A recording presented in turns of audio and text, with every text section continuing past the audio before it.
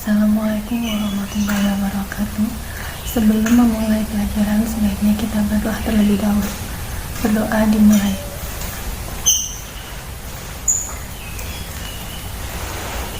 Nah, sebelum kita memasuki pelajaran, jelaskan tentang metode pembelajaran project basis learning.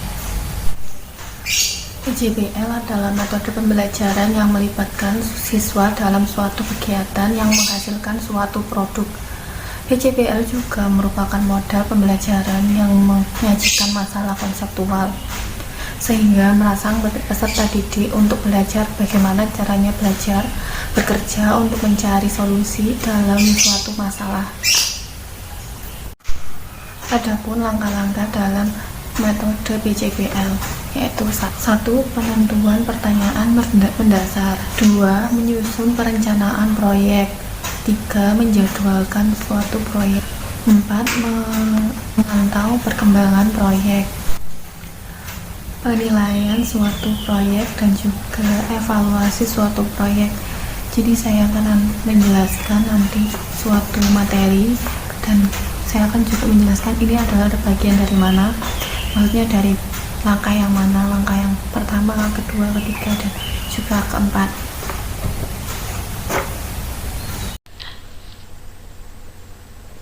Kita akan membahas tentang perbandingan. Akan menjelaskan tentang bagaimana, apa sih perbandingan itu, jenis-jenis dari perbandingan itu juga apa, nanti akan kita jelaskan di bawah ini.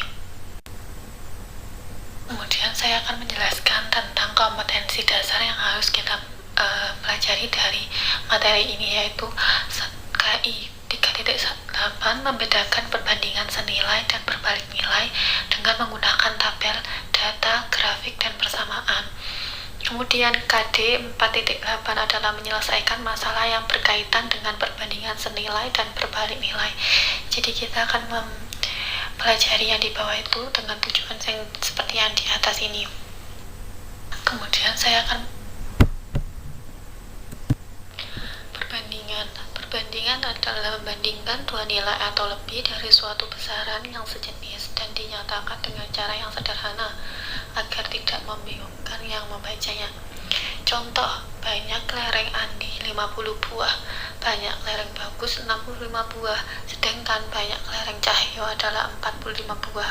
Tentukan perbandingan antara Andi dan Bagus. Nah, kita tentukan dulu Andi itu nilai kelerengnya itu berapa, kemudian nilai punyanya Bagus itu berapa. Nah, punyanya Andi kan 50, kemudian dibagi oleh Bagus yaitu 65, dibandingkan oleh Bagus yang nilai kelerengnya 65. Kemudian kita sederhanakan dulu biar tidak terlalu besar, kita bagi 5. Nah, 5 bagi 50 bagi 5 hasilnya 10, sedangkan untuk 65 dibagi 5 itu hasilnya 13. Maka perbandingan Andi dan Bagus adalah 10:13. Dari sini ada yang perlu ditanyakan? Kalau tidak ada, kita akan lanjut ke skala. Memiliki pengertian yaitu perbandingan antara jarak pada gambar atau denah dengan cara yang sebenarnya. Skala dituliskan dalam bentuk 1:n. Artinya setiap 1 meter pada gambar atau denah mewakili n cm pada jarak yang sebenarnya.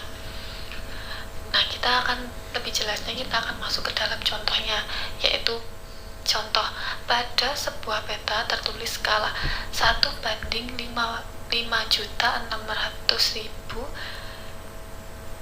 meter. Nah, jika jarak kota A dan B pada peta tersebut adalah 3 cm, tentukan jarak sebenarnya kota A dan kota B. Nah, untuk diketahuinya adalah skala kita simbolkan sebagai S. S sama dengan 1:5.600.000 cm. Nah, jadi yang utama adalah 5.600.000 cm itu tadi jarak pada peta. Jarak pada peta kita simbolkan 3 cm. JP sama dengan 3 cm. Nah, untuk menjawabnya adalah JS sama dengan JP kali S. Nah, 3 kali 5.600 itu tadi. Nah, hasilnya berarti adalah 16.800 cm. Nah, untuk kita jadikan lebih mudahnya, jadi itu adalah 168 km. Jadi jarak sebenarnya antara kota A dan kota B adalah 168 km. Itu adalah penjelasan dari skala.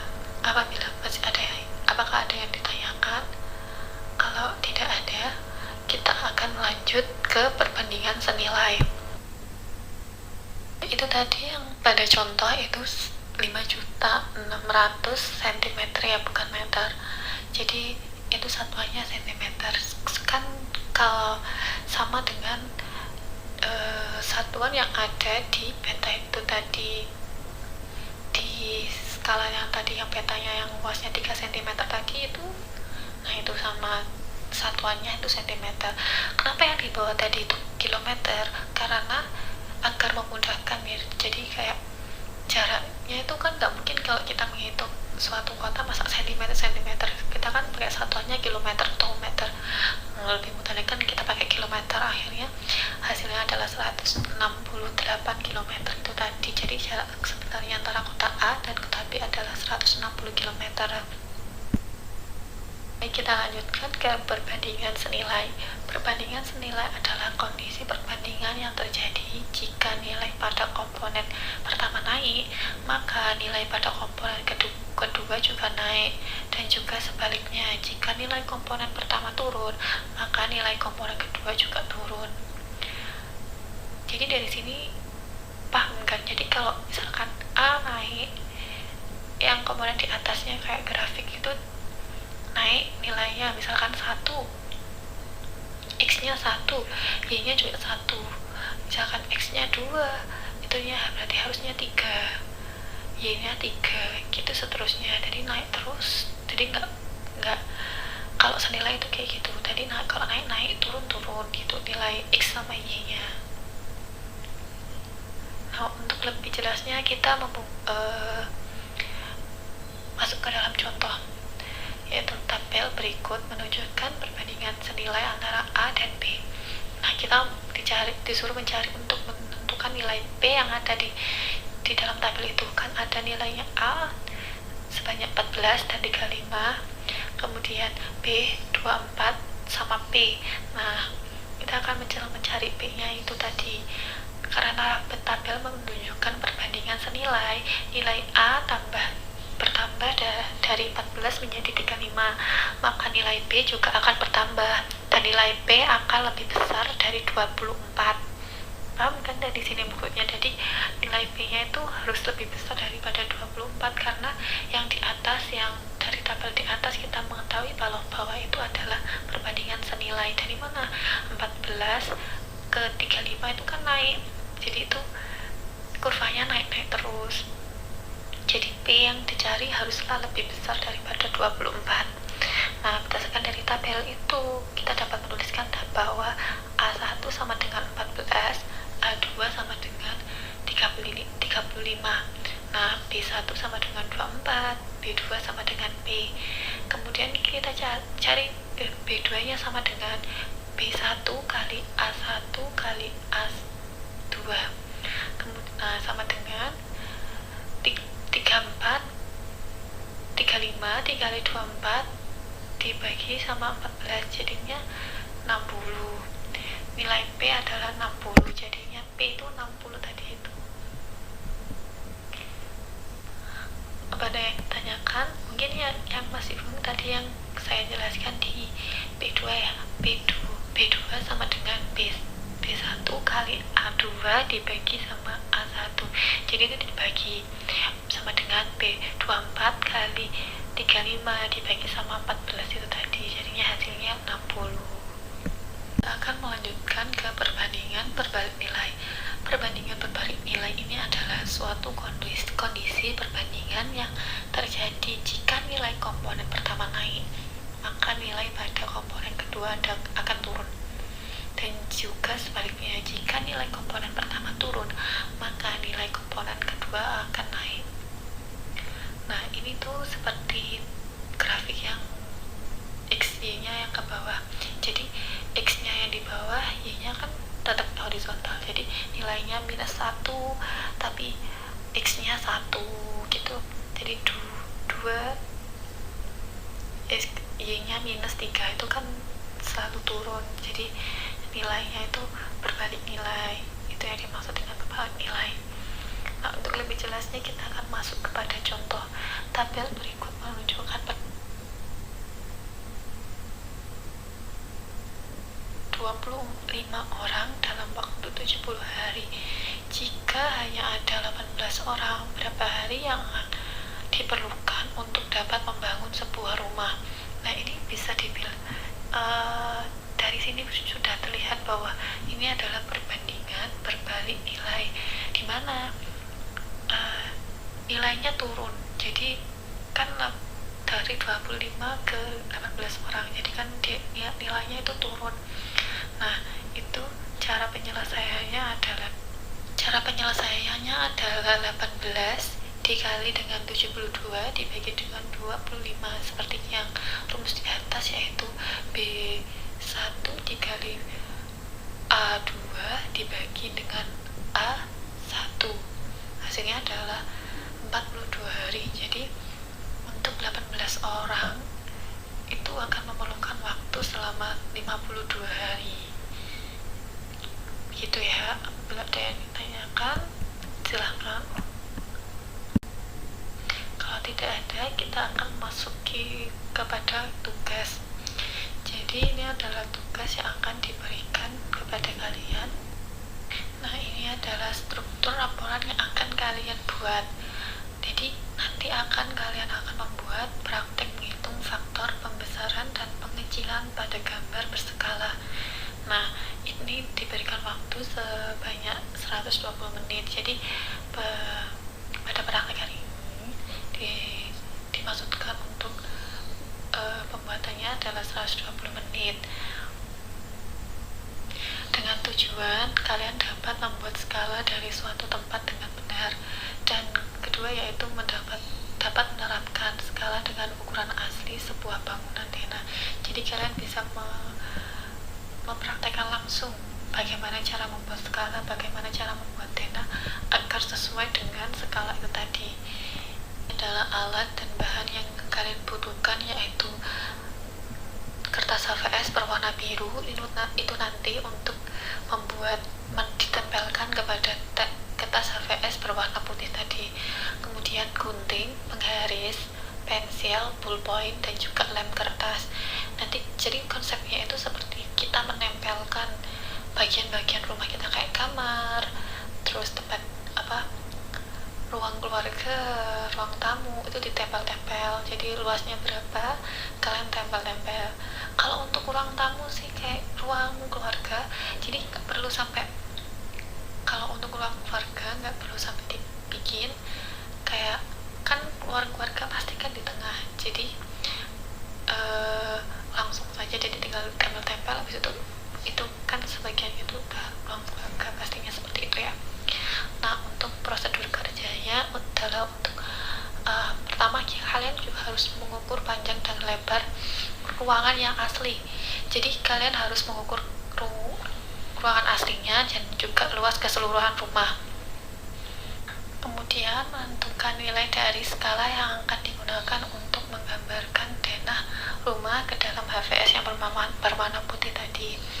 Jadi pertama harus diukur dulu, habis itu kita membuat skalanya, dirancang skalanya berapa itu tadi untuk ditaruh di HVS itu tadi. Nah, ketiga adalah mengukur luas rumah pada HVS putih. Maksudnya adalah untuk setelah diberikan skala kan pasti luasnya itu udah ketemu, jadi ditaruh di kertas putih tadi kayak kotakannya rumah itu berapa tadi.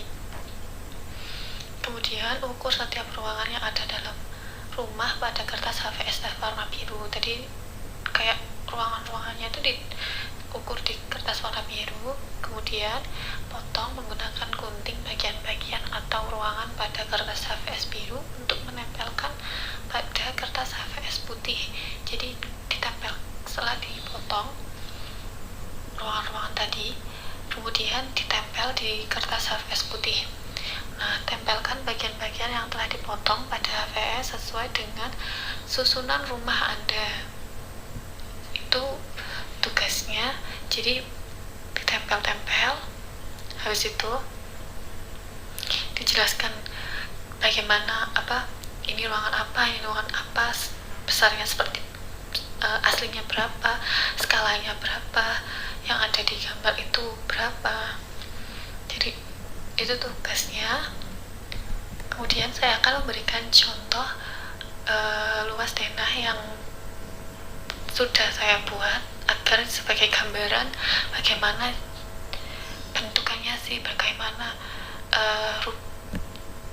fisiknya itu seperti apa gitu. Ini adalah contoh dari pembuatan denah rumah.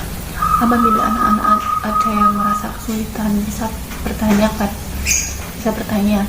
Dan kemudian untuk penilaian dari proyek ini adalah bagaimana Anda bisa menggambarkan struktur rumah ke dalam suatu peta.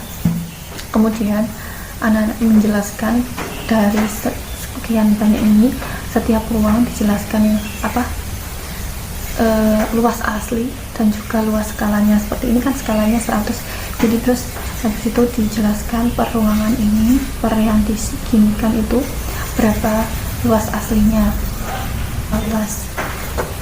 Kemudian kita akan mengevaluasi kenapa sih, apa yang membuat kendala-kendalanya apa, dan itu akan dituliskan dalam laporan kayak masalahnya gimana. Itu baik, sekian dulu dari penjelasan saya yang tadi tentang perbandingan senilai dan berbalik nilai. Untuk tugas dari proyeknya tadi silahkan dikerjakan dan kemudian dikumpulkan, boleh secara online, boleh secara offline. Baik, assalamualaikum warahmatullahi wabarakatuh.